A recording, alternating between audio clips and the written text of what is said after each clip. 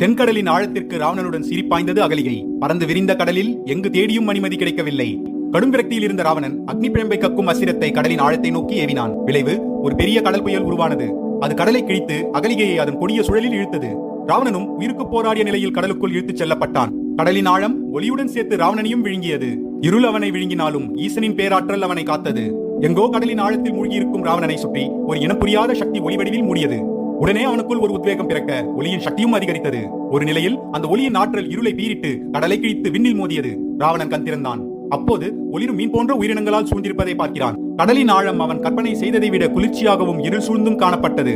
கடலின் குளிர்ந்த ஆழத்தில் மிதந்தபடி வெளியே செல்ல முயற்சிக்கிறான். அந்த சமயம் கடலில் தொடர்ந்து மின்னல்கள் தாக்கியது. அதனால் பெருங்கடலே அதிர்ந்து பல வண்ணங்களில் ஒளிந்தது. வெகு தொலைவில் கடலின் மேற்பரப்பில் தெரிந்த அந்த ஒளியை ராவணன் பார்க்கிறான்.